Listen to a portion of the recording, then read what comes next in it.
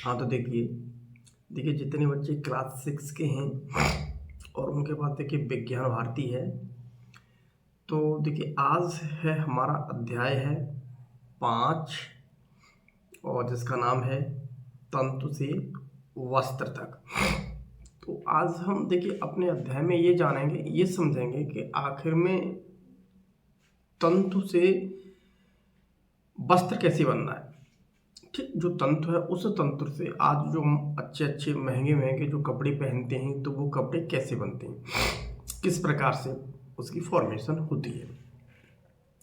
तो थोड़ा अब हम आज अच्छी तरह से विस्तार से इस चैप्टर के बारे में पढ़ेंगे, जितना कि हमारी किताब के अंदर लिखा हुआ है।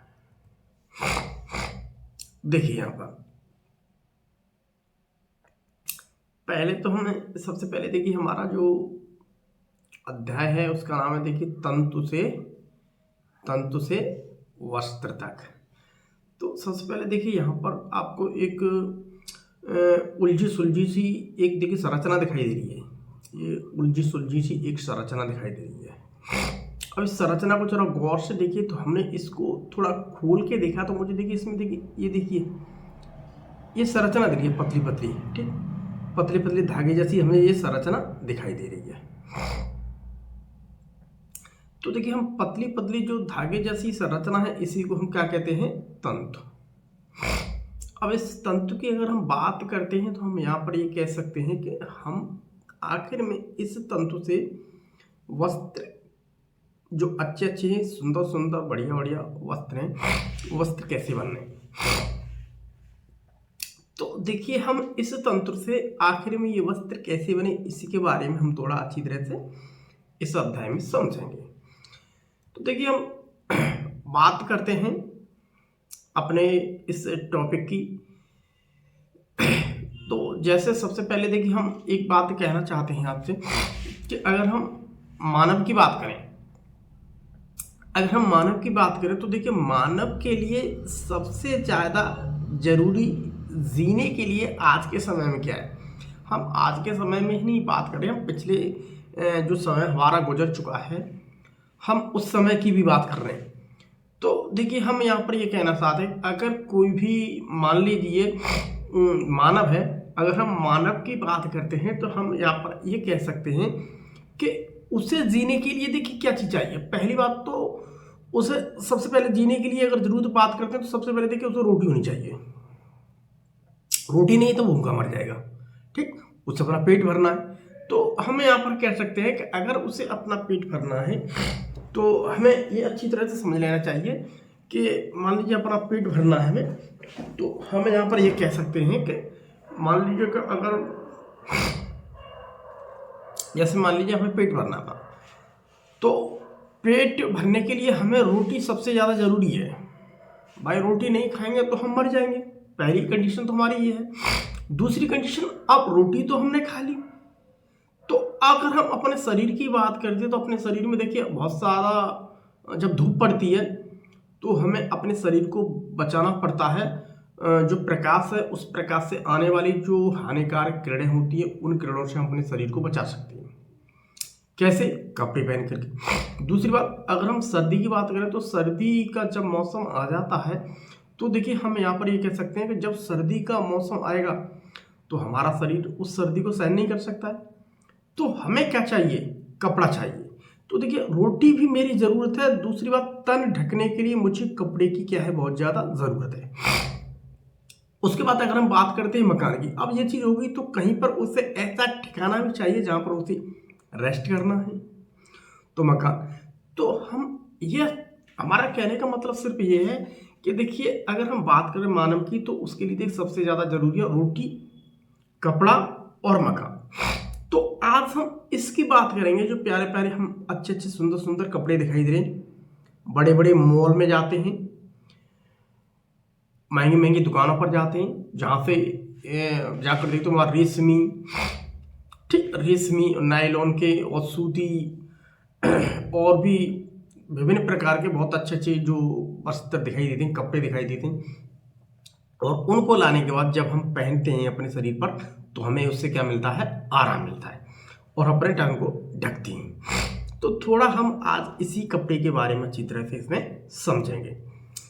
अगर हम बात करें आज के समय की, देखिए मैंने अभी थोड़ी देर पहले तुम्हें बताया, हम बात कर रहे हैं कपड़े की। बहुत अच्छी बात, ठीक, कपड़े की बात करें, यह हमारी जरूरत है भाई, हमारी जरूरत है कपड़ा, परंतु कैसे? देखो मैंने अभी बताया कैसे, यहाँ तो प्रश्न आ रहा है कैसे, जरूरत है कैसे। उस जरूरत की अगर हम बात करते हैं तो हम यहाँ पर ये कह सकते हैं कि अगर हमें बात करते हैं जिस प्रकार से जीने के लिए हमारे लिए खाना जरूरी है, तो तन ढकने के लिए कपड़ा बहुत जरूरी है। खाने के लिए, मेरा मतलब कि जीने के लिए अगर खाना जरूरी है तो तन को ढकने के लिए कपड़ा बहुत जरूरी है।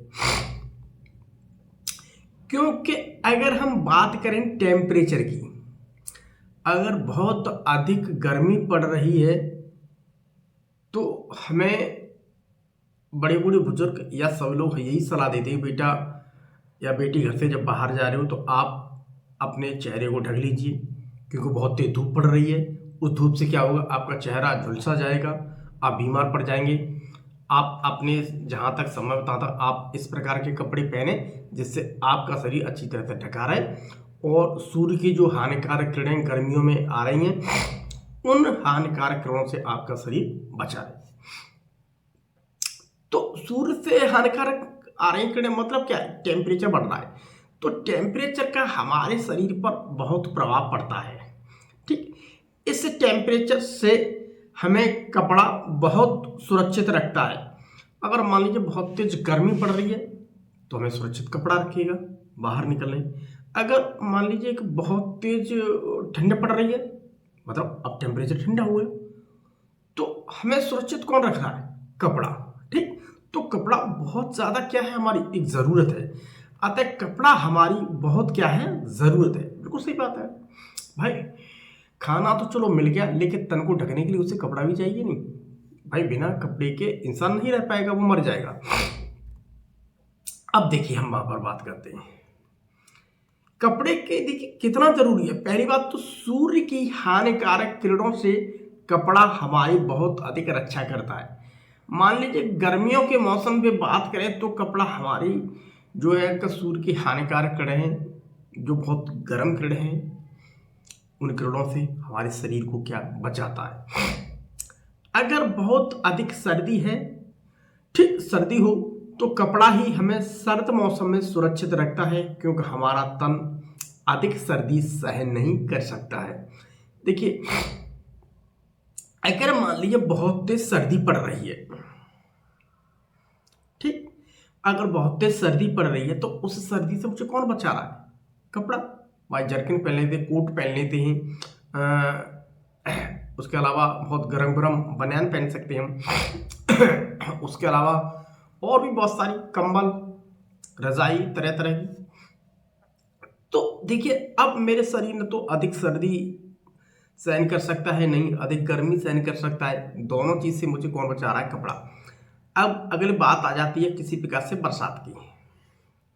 बरसात में भी यह हमें बहुत ही सुरक्षित रखता है। अगर बरसात की बात करें तो बरसात में भी कपड़ा हमें बहुत सुरक्षित रखता है। मान लीजिए कि हम कहीं पर थोड़ी बहुत बरसात हो रही है, अगर हम उसमें जा रहे हैं तो हम, तुमने देखा है अक्सर कि बरसाती पहन लेते हैं।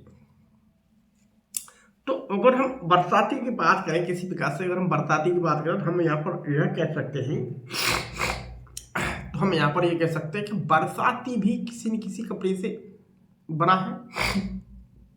वो छोटे छोटे तंतु हैं, वो छोटे छोटे तंतुओं को एक क्रम में सेट किया गया, जिसकी वजह से क्या है, मुझे एक चादर जैसा कपड़ा मिला है, ठीक।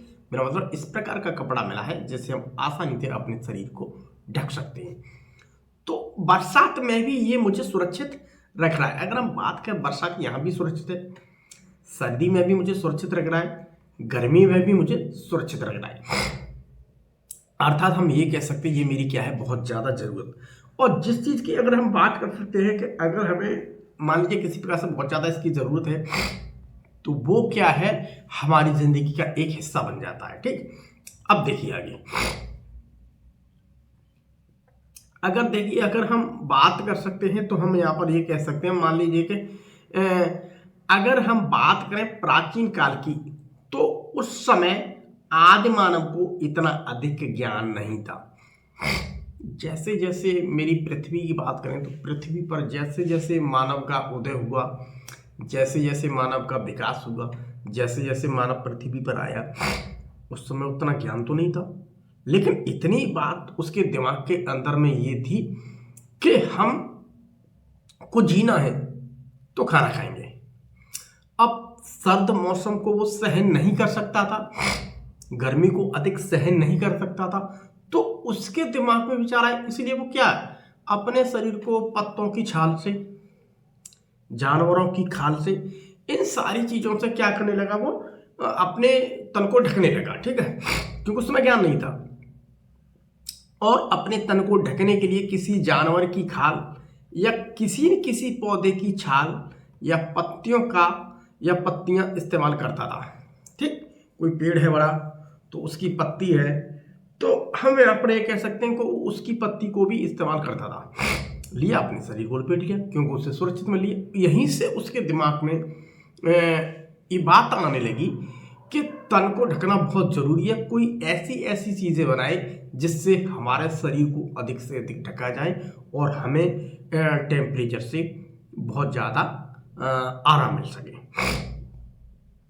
लेकिन उस समय की बात करें, लेकिन परंतु अगर हम आज के समय की बात करें तो हम बाजार में एक नए नए फैंसी, सुंदर, चमकदार, रेशमी, सूती, ऊनी और बहुत सारे कपड़े दुकानों में सजे हुए दिखाई देते हैं। तो आज की अगर मैं बात करता हूँ, मम्मी के साथ जाएं, पिताजी के साथ जाएं, अपनी सहेलियों के साथ में जाएं, या हम किसी की भी साथ जाएं, तो हम बाजार में जाते हैं तो बहुत सुंदर सुंदर मुझे मॉल दिखाई देते। मॉल के अंदर बहुत सुंदर कपड़े होंगे, अच्छे कपड़े होंगे, दुकानों में सजे हुए कपड़े दिखाई देते। तो आज हम इस कपड़े की बात करें तो हमें आज के समय पे अगर हम बात करें तो हमें ये सारी चीजें हैं क्या, एक फैशनेबल और सुंदर दिखाई देती है, जिसे पहनने के बाद हमारी सुंदरता और तेज बढ़ जाती है। अब देखते हैं, आज हमें बाजार में कपड़े, चादर, पर्दे, पावदान इत्यादि देखे जा सकते हैं। ये सब मूल रूप से रेशे के बने होते हैं। आज बहुत सुंदर सुंदर आपने देखिए पर्दे देखे होंगे, ठीक है, पर्दे। उसके अलावा हम बात कर सकते हैं पावदान की, पायदान की, ठीक है, जिस पर पैर रखा जाता है। उसके अलावा बहुत सारी अच्छी अच्छी सुंदर सुंदर चादर हैं। तो इन सारी चीज़ों को अगर हम देखें तो हमें यहाँ पर ये कह सकते हैं, सारी चीज़ क्या है, अगर हम अच्छी तरह से देखे जाएं, अगर मैं इस कपड़े को उधेर के देखता हूँ, मेरा मतलब हम कपड़े को फाड़ेंगे तो उसमें से देखिए रेशे निकलते, धागे निकलते, धागा देखा बहुत पतला, वही धागे को हम क्या कहते हैं, रेशा। तो क्या है, सारी चीज़ क्या किसी न किसी धागे से बनाई गई है, जिसे हम रेशा कहते हैं। अगर हम बात करें तो हम यहाँ पर ये भी कह सकते हैं कि अगर हम बात करें तो हम यहाँ ये कह सकते हैं बात कि देखिए, रेशे हमें विभिन्न प्रकार के पौधे और जंतुओं से प्राप्त होते हैं। अब जो रेशे से मान लीजिए कपड़ा बनना है, सुंदर सुंदर जो कपड़ा बनना है, तो हम यहाँ पर ये कह सकते हैं कि रेशे से जो बहुत सुंदर सुंदर कपड़ा बनना है, तो हम यहाँ पर ये कह सकते हैं कि वो मुझे देखिए किसी न किसी जंतुओं से मिल रहे हैं। उसके अलावा हम बात कर सकते हैं वो हमें किसी न किसी पौधों से भी मिल रहे हैं। तो इनके वो सूरतें, पौधों से भी मुझे ये रेशे मिल रहे हैं और जंतुओं से भी। आखिर वो रेशे है क्या, ये है रेशे। देखिए पतले पतले धागों को हम क्या कहते हैं, रेशे कहते हैं। देखिए आगे, अब यहाँ पर हमारे दिमाग में प्रश्न आ गया कि आखिर में रेशा क्या है। फिर एक बार से समझते हैं रेशा क्या है। तो रेशा की देखिए बात करें, किसी प्राकृतिक का मतलब या तो कोई प्लांट हो सकता है, मेरा मतलब कोई भी पौधा हो सकता है, कोई भी जंतु होता है। जंतु और पौधा ये दोनों चीज क्या है, दोनों चीज क्या है, जंतु और पौधा दोनों क्या, प्राकृतिक या कृत्रिम। कृत्रिम क्या है, जैसे मान लीजिए कि प्लास्टिक है, प्लास्टिक है। तो किसी प्राकृतिक या कृत्रिम पदार्थों के पतले तंतु या धागे को हम रेशा कहते हैं। मान लीजिए मेरे पास प्लास्टिक है, ये प्लास्टिक। अब इस प्लास्टिक को देखिए, यहाँ पे बहुत सारी पाले प्लास्टिक की, आपने कभी रस्सी देखी है? उस रस्सी को देखना खोल करके, तो हम उसे देखते हैं, उसमें जब उसे खोलेंगे तो उसमें देखिए इस प्रकार के हमें धागे दिखाई देंगे। तो वो क्या है? प्लास्टिक क्या है? एक कृत्रिम पदार्थ। कृत्रिम पदार्थ उसे कहते हैं जिसे मानव के द्वारा बनाया गया, ठीक। और प्राकृतिक उसे कह सकते हैं, मान लीजिए कोई पेड़ है, आप किसी भी पेड़ को ले लीजिए, ठीक। बहुत सारे पेड़ ऐसे हो सकते हैं, मान लीजिए आपने पेड़ सरसों का ले लिया। अब सरसों के पेड़ की जो तना होता है, मान लीजिए कि ये एक पेड़ है सरसों का, और ये इसका ये तना है। इस तने को आप थोड़ा पीटते जाएंगे, इसे इतना पीटिए, पानी से भिगा के इतना पीटिए कि हमें इसमें से क्या रेशे निकले, ऐसे रेशे दिखाई देंगे।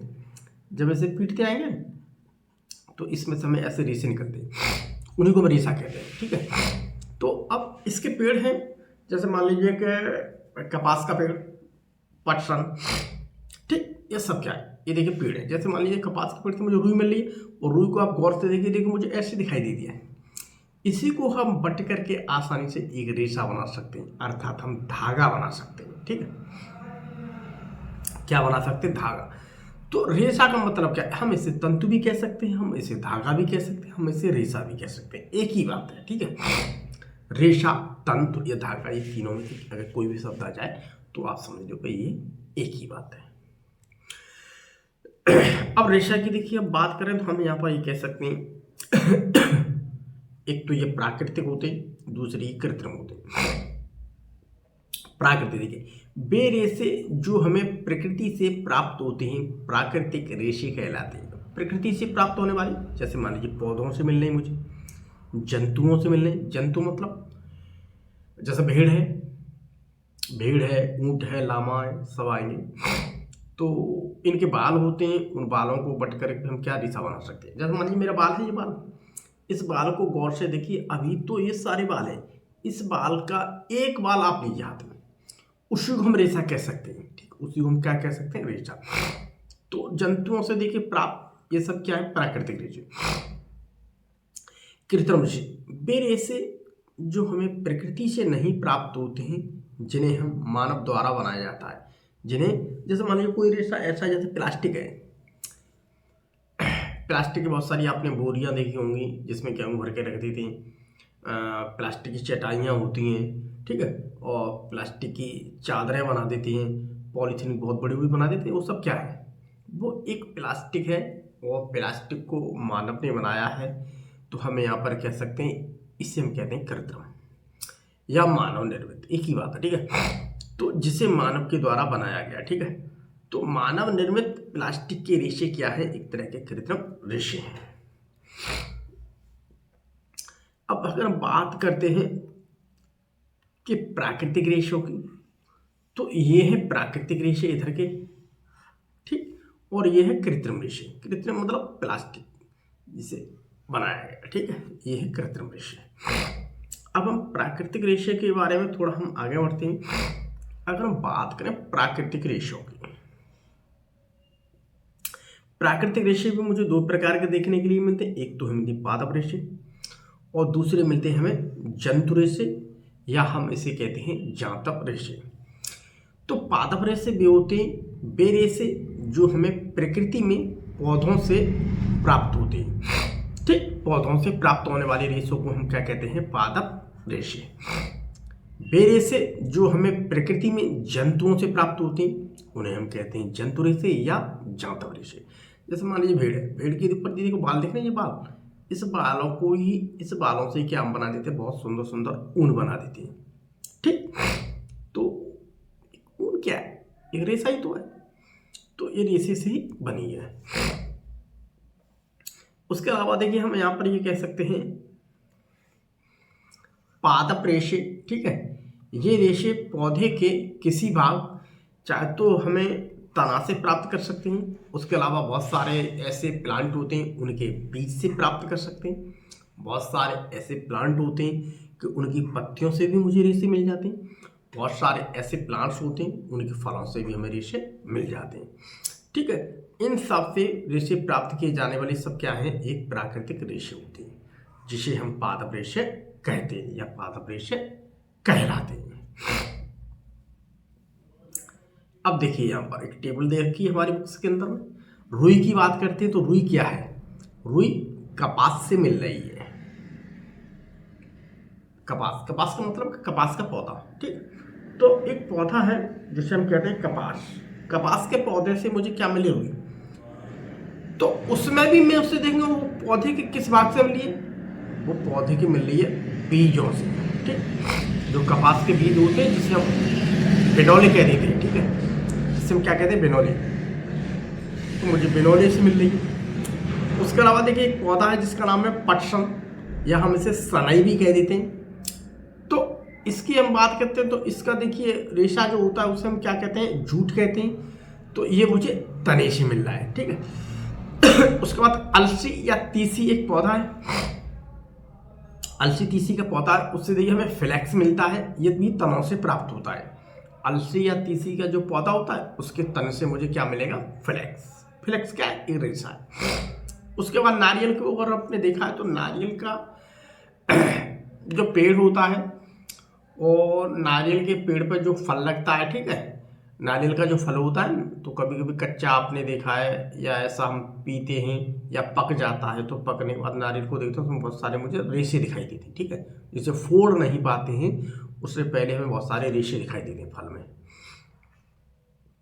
जैसे मान लीजिए ये नारियल है तो नारियल में मुझे यहाँ पर बहुत सारे रेशे मिलेंगे, ठीक। फिर हम इसे फोड़ते हैं, फोड़ करके जब इसमें से नारियल को फिर हम क्या करते हैं, खाते, तो रेशा तो हमें उसके फल से मिल रहा है। तो उसकी जो मिलने वाले रेशे उसे हम कहते हैं नारियल की जटा, उसे हम क्या कहते हैं, नारियल की। तो उससे नारियल की जटा से भी क्या करते हैं, हम रस्सी बना सकते हैं, अपनी खाट वगैरह बन सकते हैं। उसके अलावा रस्सी पे हम खींच सकते हैं, कपड़े सुखा सकते हैं। तो उससे हम देखिए जटाओं से भी क्या, नारियल की जो जटाएं होती हैं, जो उसका फल होता है, फल से जो जटाएं मिलती हैं, उन जटाओं से भी हम रस्सी वगैरह बना सकते हैं। अब देखिए कपास के पौधे की अगर हम बात करें तो ये है देखिए कपास का पौधा, और उसके बीज जो होते हैं उसके बीजों से बात करते हैं तो उसके बीजों से ही हमें क्या, रुई मिल जाती है। तो रुई मुझे किससे मिली है, कपास का जो पौधा होता है, जो उसके बीज होते हैं उसके बीज से हमें रुई मिल रही है। और रुई को मैंने देखा है लोगों को रुई का रजाई में इस्तेमाल करते हैं, रुई की हम धागे बना सकते हैं और उससे हम कुछ न कुछ कपड़ा भी बना सकते हैं। अब बात करें देखिए एक और पौधे की जिसका नाम है पटसन का पौधा। तो पटसन के पौधे को हम देखते हैं तो पटसन के पौधे से जो तना होता है तो उसके तनों से देखिए हमें, जैसे मान लीजिए पटसन का पेड़ है तो इसके ये देखिए तना है, इस तने को पानी में डाल देंगे कई दिनों तक, फिर उसे पीटते रहेंगे पीटते रहेंगे पीटते रहेंगे पीटते रहेंगे, तो पीट पीट के बिल्कुल ऐसा कर देते थे इसे, तो ये रेसे निकाल लेते हैं हम इसे। इस रेसों से देखिए आराम से हम ऐसा धागा बना सकते हैं जिसे हम आराम से अपने बोरे वगैरह सिल सकते हैं, ठीक है।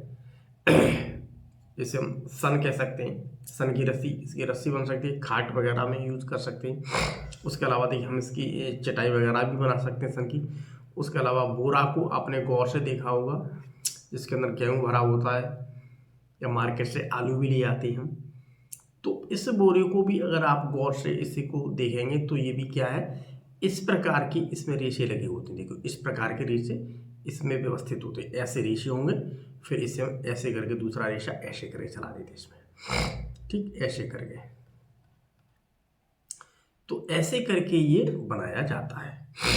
तो ये सब क्या है, एक पौधा है पटसन या सनई कहते हैं इसे हम, जंतु रेशे या हम इसे कहते हैं जांतव रेशे। तो बे रेशे जो जंतुओं से प्राप्त होते हैं जांतव रेशे कहलाते हैं।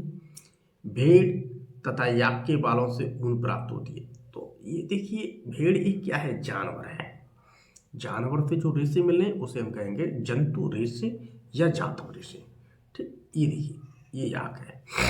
उसके अलावा देखिए हम रेशम कीट से रेशम के वस्त्र प्राप्त होते हैं। एक रेशम का कीट है, ये देखिए रेशम का कीट है, जो कि शहतूत के ऊपर पाया जाता है। ठीक है, इससे बहुत सुंदर सुंदर वस्त्र बनते हैं जिसे हम कहते हैं रेशमी वस्त्र। रेशमी वस्त्र इसलिए कहते हैं क्योंकि ये वस्त्र रेशम के कीट से बन रहे हैं, इसलिए उसी के नाम पर हम इसे रेशमी वस्त्र कहते हैं। अब संश्लेषित रेशे या कृत्रिम रेशे एक ही बात है।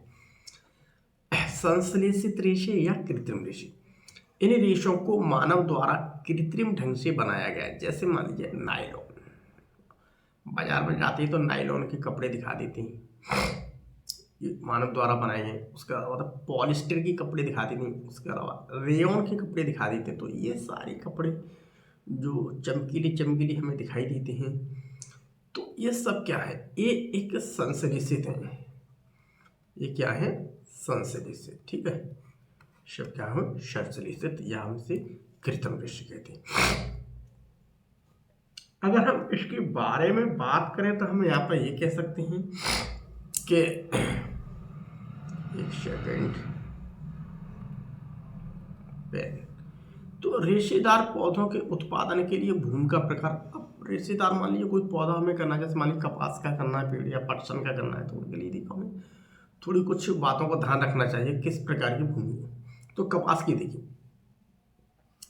कपास एक पादप रेशा है। कपास के पौधों के बीज यानी कि बिनौले से रुई प्राप्त की जाती है। रुई का उत्पादन विश्व में प्रमुख स्थान है।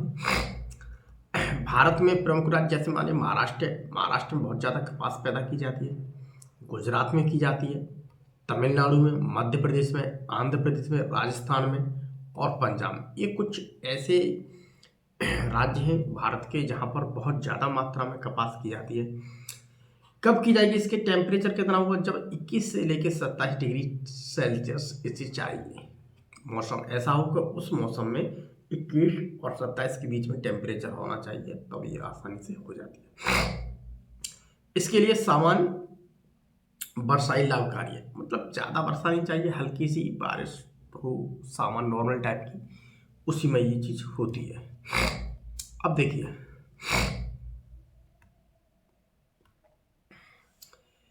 कपास की खेती वसंत ऋतु से पहले खेतों में बोई जाती है। लगभग 2 माह बाद कपास की झाड़ी तैयार हो जाती है तथा फूलों से भर जाती है। कपास के बीज जो होते हैं, जिसे हम कहते हैं बिनौले, से सफ़ेद रंग की रुई प्राप्त हो जाती है। कपास के बीज यानी बिनौले को कपास के पौधों से पृथक करने की प्रक्रिया को हम कहते हैं कपास ऊटना कहते हैं। ठीक है, तो अब जो रुई मिली है उस रुई से देखिए हम रजाई बना सकते हैं, उससे देखिए हम पर्दे वगैरह भी बना सकते हैं बहुत सुंदर सुंदर अपने घर के लिए। तो ये सारी चीज़ें ऐसी होती हैं जिससे हम यूज कर सकते हैं। उसके अलावा देखिए हम जूट की बात करते हैं, जूट या पटसन। तो जूट एक पादप रेशा है, इसके तने से रेशा प्राप्त की जाता है। ये है मान लीजिए जूट का पेड़ है, तो इसका जो तना होता है इस तने को पीट पीट करके किया जाता है। ठीक है, देखिए भारत में इसकी खेती मुख्यतः पश्चिम बंगाल, असम और बिहार में की जाती है। ठीक है, और हमें इसे बिहार में की जाती है। तो पटसन के बीज वर्षा ऋतु में बोए जाते हैं। पौधों की लंबाई 8 से 10 फीट होती है, तो पौधा भी इसका 8 से 10 फीट लंबा हो जाता है पटसन का। पटसन के तनों से लचीले तथा मजबूत जूट के रेशे प्राप्त किए जाते हैं। तो इसके तने से ही हमें थोड़ा फ्लेक्सिबल होंगे, मतलब लचीले होंगे और मजबूत होते हैं।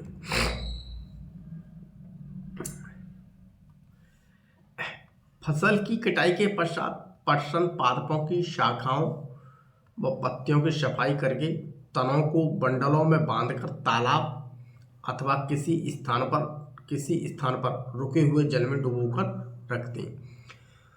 तो मान लीजिए मैंने पटसन की खेती क्या है, खेती जैसे हमने पटसन की खेती करने के बाद जो कटाई होती है, कटाई करने के बाद क्या किया, मैंने पटसन की जो छोटी छोटी शाखाएं होती हैं, जैसे मान लीजिए ये है पटसन का पेड़, ये तो इसकी ऐसी ऐसी ये छोटी छोटी शाखाएं, तो इसे मैं काट दूंगा, तो मैं सिंगल ऐसा तना रखूंगा। ठीक, और इसके बहुत सारे तने ले लेंगे ऐसे। ठीक, ऐसे लेकर हम इसका एक बंडल सा बना देंगे पूरा। अब इस पूरे बंडल को ऐसे बांध करके हम क्या करेंगे, हम उसे या तो किसी तालाब में डाल देंगे या हम ऐसे नाले में डाल देंगे जहाँ पर पानी बहता रहता है या पानी रुका हुआ है, क्योंकि हमें ये बंडल भिगाना है, उसमें डाल देंगे। तो इसे हम उसमें रख देंगे, ठीक है। तो फिर 4-5 दिनों के बाद, तो मैंने या तो 4 दिन के लिए डाल दूंगा उस पानी में, या 5 दिन के बाद, 5 दिन के लिए। फिर हम 4 या 5 दिनों के बाद पौधों के जो मुलायम भाग होते हैं गल जाते हैं। फिर अगर पौधे में कोई हल्के हल्के मुलायम भाग होंगे वो सब गल जाएंगे पानी से, और रेशे स्पष्ट दिखाई देने लगते हैं। यह क्रिया जल में पाए जाने वाले जीवाणुओं द्वारा होती है। यह क्रिया पटसन की रीडिंग कहलाती है। तो हम यहाँ पर यह कह सकते हैं जो पानी है, पानी के अंदर बहुत प्रकार के हमें जीवाणु मिलते हैं, बैक्टीरिया मिलती हैं। उन बैक्टीरिया की वजह से ये सारा काम हो जाता है। जो रेशे मिलेंगे उससे बोरे बना सकते हैं, उससे ऐसा धागा बना सकते हैं जिसमें अपने आलू वगैरह या गेहूँ वगैरह हम सिल करके रख सकते हैं। उसके अलावा पटसन की ऐसी चटाई बना सकते हैं या दरी बना सकते हैं, आप कुछ भी समझ लीजिए। सूती धागे की कटाई। अब सूती जो धागा होता है उसकी कटाई कैसे की जाती है।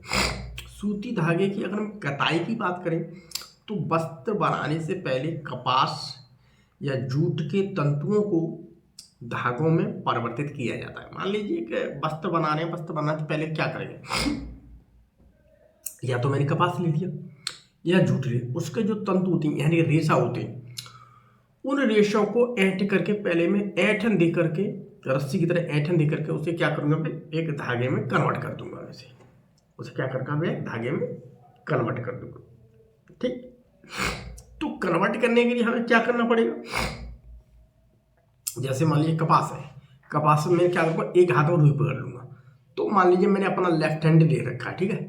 इस लेफ्ट हैंड में ये है मेरे हाथ, और मैंने इसमें देखिए यहाँ पर ये रुई पकड़ रखी है। इसे देखिए, आप चित्र को देखिए गौर से, रुई पकड़ ली, ठीक है। तो देखो उसमें क्या लगा, एक हाथ से रुई पकड़िए, इस हाथ से रुई पकड़ ली मैंने, ठीक है, ऐसे करके, ठीक है।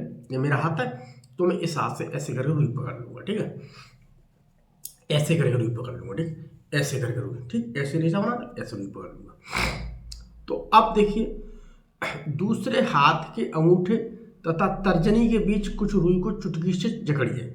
अब जैसे मान लीजिए हाथ से मैंने पकड़ ली, तो हम या ऐसे करके ऐसे कर लेंगे, दूसरे हाथ से हम देखिए ऐसे, ये मेरे पास इस उंगली को कहते हैं तर्जनी उंगली और इसे कहते हैं अंगूठा, इसको हम देखिए ऐसे कर लेंगे, ठीक, ऐसे करके, वो देखो चित्र को देखिए बिल्कुल, ठीक है, चुटकी से पकड़िए और धीरे धीरे रुई से बाहर खींचिए।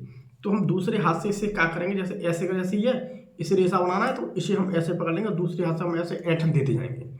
या तो ऐंठन किसी चक्कर से दे दो आप, तो ज़्यादा जल्दी हिटते जाएगा, नहीं तो आप ऐसे ऐंठन देंगे तो ये देखो रस्सी बनने लगी, ठीक, ऐसे देखो रस्सी बनने लगी। ऐसे ही करके इसे और ऐंठन देंगे, और ऐंठन देंगे तो मजबूत होती जाएगी, ठीक। तो तथा रेशों को लगातार ऐंठते रहिए, और उसे ऐंठते, जितना ऐंठेंगे उतनी मजबूत होगी, ठीक। अब तो है नहीं, पहले जब गांव में लोग मूंज हुआ करती थी, मूंज होती थी, मूंज, उस मूंज को पीट करके पट करके रस्सी बनाया करते थे, उससे खाट वगैरह बनाना और भी बहुत सारी चीज मार्केट में आ जाती है, वो चीज सब ऐसे ही बनती है, ठीक है। रेशों से धागा बनाने में रुई के पुंज से रेशों को खींचकर ऐंठते हैं, ठीक है, रुई के, ठीक है। ऐसा करने से रेशे पास आ जाते हैं और धागा बन जाता है। इस प्रक्रिया को हम कताई कहते हैं। तो कताई का मतलब रुई मैंने ऐसे थोड़ी ले ली है, अब हम उसे ऐसे ऐंठते जाएंगे, ऐंठते जाएंगे, ऐंठते जाएंगे, धागा बनता जाएगा मेरा, ठीक है। ऐसे हम क्या कहते हैं, कताई कहते हैं। देखो क्या कह रहा है इसमें, हाथ से धागा बनाना। हाथ से भी देखो धागा बनाने की देखो कई युक्तियां हैं। देखिए कताई के लिए एक सरल युक्ति है हस्ततकुआ। हस्ततकुआ कहते हैं देखो इस प्रकार की, ये हाथ से चलने वाला होता है, इसलिए हम इसे कहते हैं हस्ततकुआ। ऐसा होता है, करके देखो बना हुआ, ठीक। इसे हम धागे इसे घुमाते रहेंगे तो इस पर धागा ऐसे लपटता रहता है, ये देखो दिखाया, ठीक है, का उपयोग किया जाता है, जिसे हम क्या कहते हैं, तकली। अब तकली का इस्तेमाल बहुत कम करते हैं लोग, पहले ही सारी चीजें हुआ करती थी।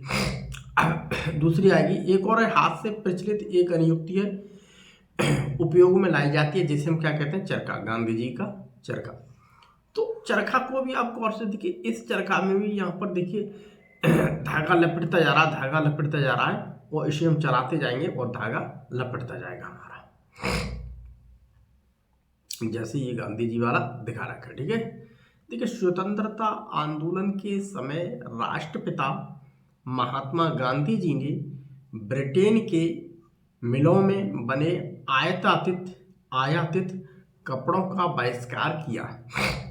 तो ब्रिटेन के जो कंपनियां थी वहाँ पर जो कपड़े आते थे, उस कंपनियों से कपड़े बनते थे, भारत में आते थे, तो गांधी जी ने उन कपड़ों का बहिष्कार किया।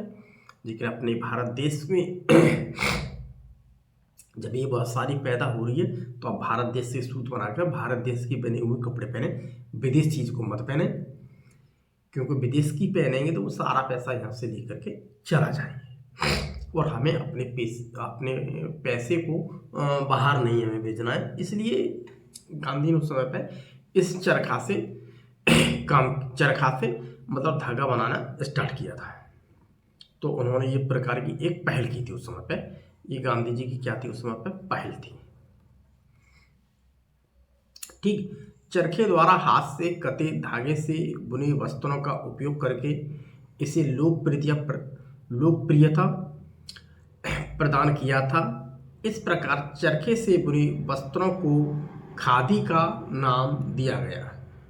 तो उस समय पर जो चरखा से बने हुए जो धागा बना दिया है, उस धागे से जो वस्त्र बन के आ रहा है, अब इससे मान लीजिए यहाँ पर ये धागा इसमें लपेटता जा रहा है, तो ये धागा जो बन के आ रहा है, अब इस धागे से जो वस्त्र बनाएंगे उसका नाम था खादी वस्त्र। ठीक, अब देखिए धागे से वस्त्र बना, अब धागे से वस्त्र कैसे बनाएंगे?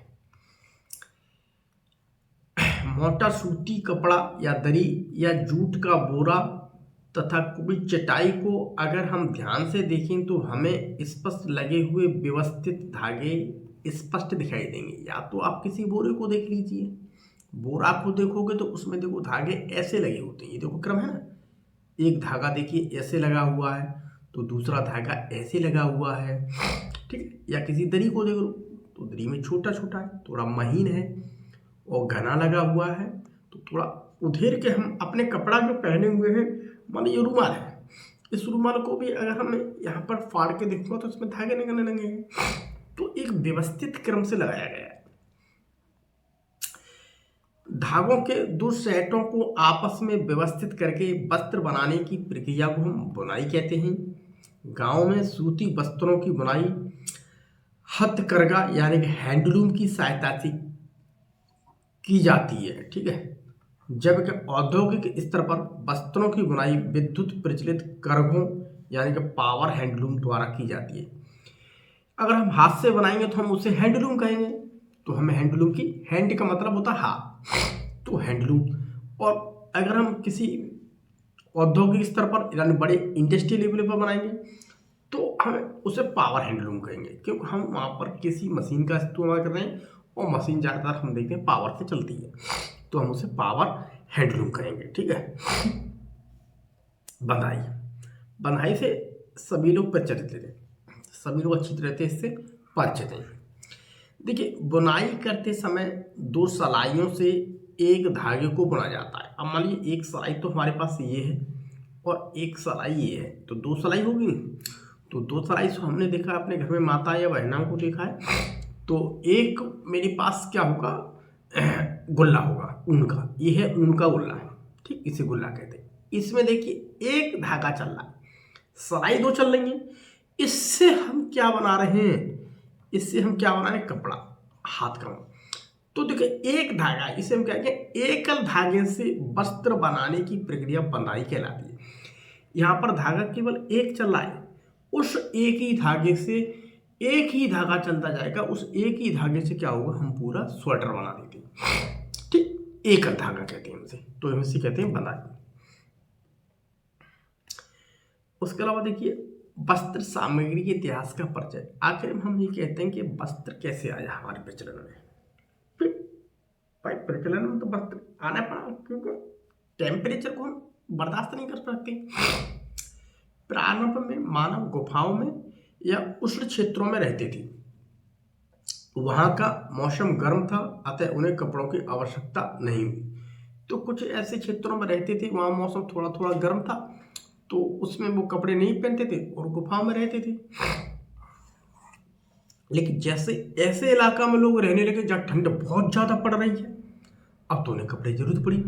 तो जहाँ पर कपड़े की गर्मी पड़ रही थी, जहाँ कपड़े की ऐसी आवश्यकता नहीं, तो वहाँ तो लोग ऐसे ही काम चलाते थे।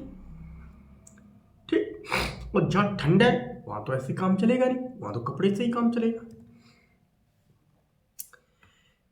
देखिए, जैसे जैसे मानव धीरे धीरे विकास की ओर बढ़ा, तो वह रहने के लिए विभिन्न वास स्थानों, जैसे मान लीजिए ध्रुवीय, पर्वतीय, मरुस्थलीय या ठंडे क्षेत्रों में बसना प्रारंभ किया। तो वहाँ की जलवायु तथा ताप बिल्कुल अलग था, जो कि उनके लिए सहन करना मुश्किल था, जिससे उन्हें कपड़े की आवश्यकता पड़ने लगी। वह अपने शरीर को ढकने के लिए पेड़ों की पत्तियां, छाल या जंतुओं की खाल का प्रयोग शरीर को गर्म रखने के लिए करने लगे। अब मान लीजिए कि वो ऐसे क्षेत्रों में रह रहे हैं जहाँ बहुत तेज ठंड पड़ रही है, जहाँ अधिक ठंड है, तो अब वो अपने शरीर को या तो किसी पत्ती से ढकेगा, जानवर को बांटेगा, उसकी खाल से ढकेगा। तो यहाँ पर उसे जरूरत पड़ने लगी। मानव ने कृषि कार्य करना शुरू कर दिया, तो उसने घासों, जैसे घास होती है, घास से उसने रलियां बनाना शुरू कर दिया। पतली पतली टहनियों को बुन करके चटाइयाँ, डलियाँ इत्यादि को दी सब। ये देखिए घास के डंडों से, ठीक है, ये देखो बनाना स्टार्ट कर दिया था।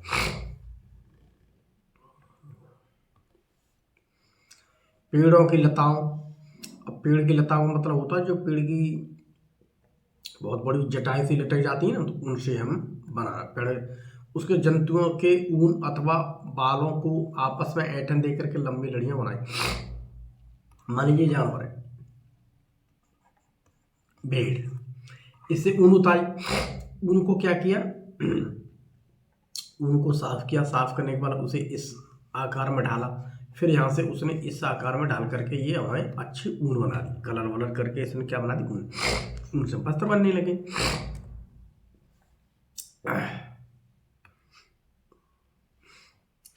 देखिए आद्य भारतवासी रुई से बने वस्त्र पहनते थे, जो गंगा नदी के निकटवर्ती क्षेत्रों में उगाई जाती थी।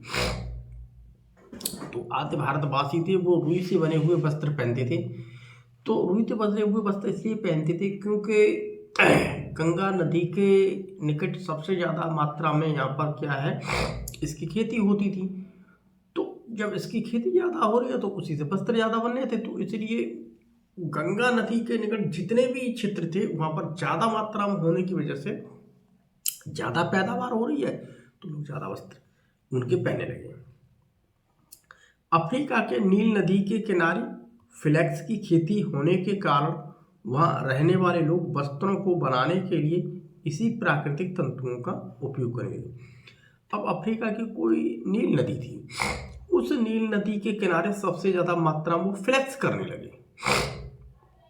जहाँ कपास ज़्यादा होगी, ठीक, कपास ज़्यादा होगी तो कपास के बने हुए वस्त्र मिलेंगे, और जहाँ फ्लेक्स ज़्यादा होगा तो फ्लेक्स के बने हुए वस्त्र ज़्यादा मिलेंगे। जहाँ पर पर्सन ज़्यादा होगा तो पर्सन के बने हुए बहुत सारे सामान मिलेंगे हमें। और जहाँ पर नारियल ज़्यादा हो रहा है तो नारियल की जो जटाएँ होती है उन जटाओं से बनी हुई बहुत सारी वस्तुएं हमें मिलेंगी। तो जहाँ पर जो चीज़ अधिक पैदावार हो रही है उसके उसी प्रकार से क्या बनेंगे, जा करके आइटम मिलेंगे हमें, ठीक।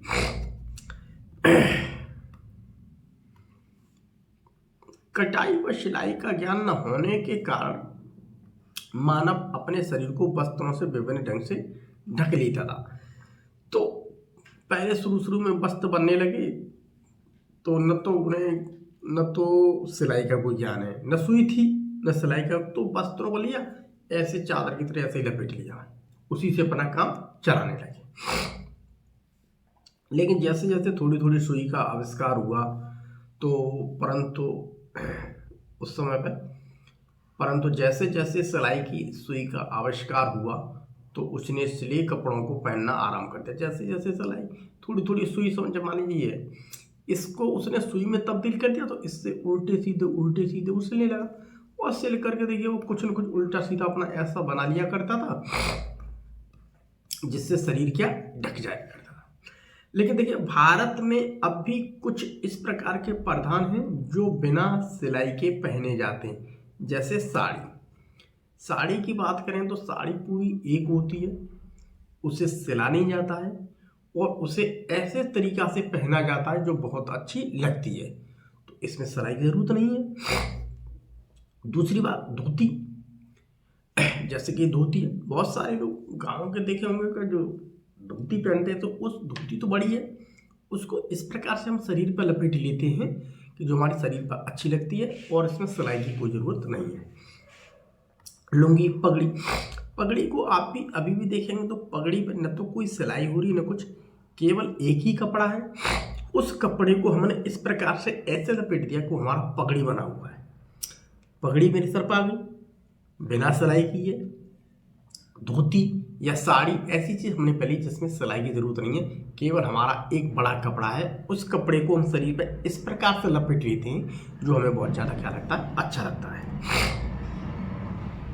पाठ का यहाँ पर समापन होता है। थ्योरी का कुछ क्वेश्चंस देख लेते हैं हम यहाँ पर, उसके सॉल्यूशंस। देखिए अगर हम बात करते हैं ऊन प्राप्त नहीं होता है, देखिए इससे ऊन मिलता है मुझे, इससे ऊन मिलता है, इससे ऊन मिलता है, केवल इससे ऊन नहीं मिलता है, ठीक है, तो यही क्वेश्चन सही है भाई। ऊन मुझे लंगूर के बाल से नहीं मिलता है, बाकी भेड़ के बाल से, याक के बाल से, ऊंट के बाल से इनसे मिलता है मुझे। कृत्रिम रेशा की बात करेंगे तो कृत्रिम रेशा रुई कपास से मिलता है, प्राकृतिक रेशा है। जूट पटसन से मिलता है, प्राकृतिक रेशा है। फ्लैक्स ये भी क्या है, पादप रेशा है। नायलॉन ये पादप रेशा नहीं है, ये क्या है, कृत्रिम रेशा, तो ये सही है, ठीक है। कपास द्वारा निर्मित सामग्री, कपास से हम कागज बना सकते हैं, डलिया नहीं और रस्सी नहीं, और हम इससे क्या बना सकते हैं, कपास से कागज बना सकते हैं खूब आसानी से। देखिए एकल धागे से वस्त्र निर्माण की प्रक्रिया कहलाती है बंधाई।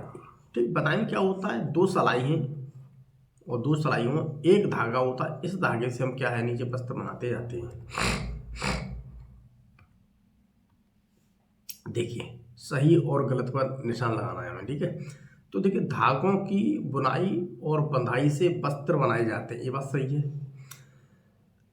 तंतु धागों से मिलकर बनते नहीं, तंतुओं से मिलकर के, तंतु धागों से मिलकर बनते नहीं, तंतु को हम ऐंठते जाएंगे तब उससे क्या बनेगा, धागा। धागों से नहीं बनते बल्कि तंतुओं से धागा बनता, ठीक। जूट प्राप्त करने के लिए पटसन की फसल को पुष्पन अवस्था में काटते हैं, सही बात है, पुष्पन अवस्था में काटेंगे, ठीक है। रेशम कीट के कोकून से रेशम का धागा प्राप्त किया जाता, सही बात है। कपास की खेती के लिए बलुई मिट्टी उपयुक्त है, नहीं।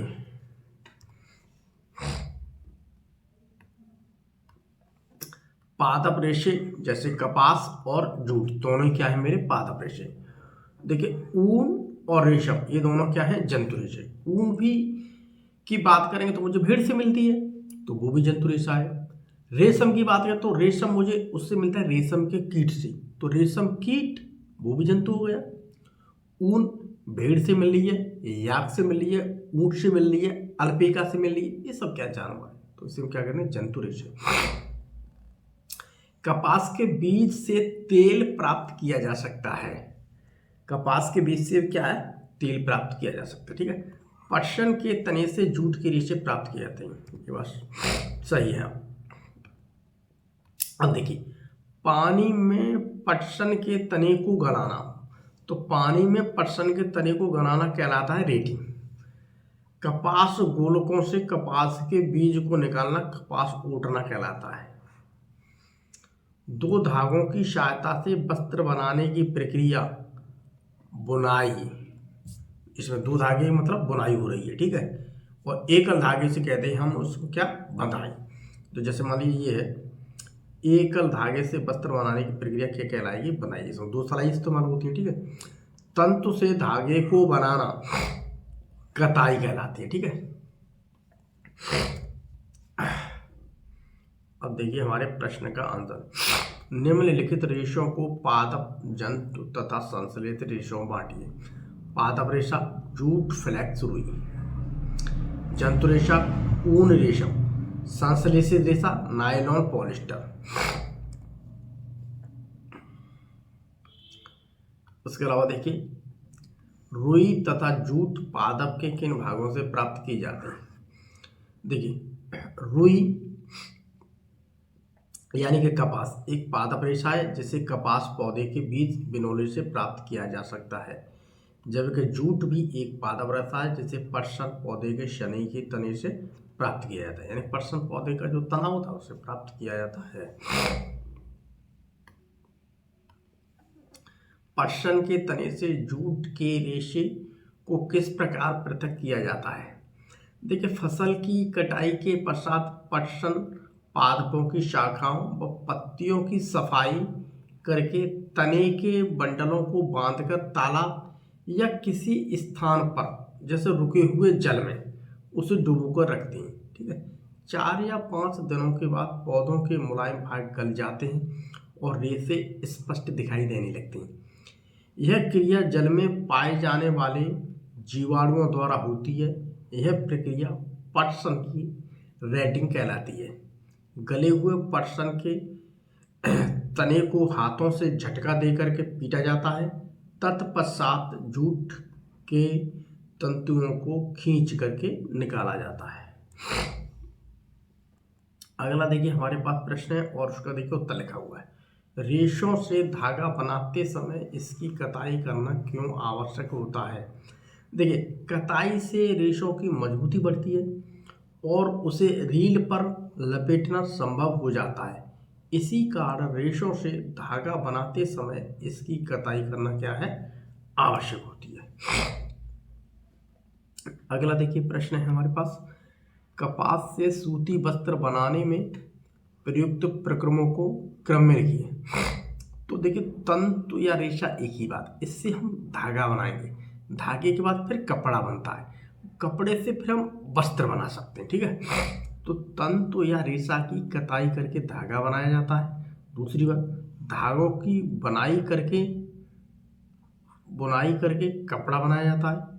कपड़ों को सिल करके वस्त्र तैयार किए जाते हैं। ठीक है, जब कपड़ा बन जाएगा तो सिल दो तो वस्त्र बन के मिले।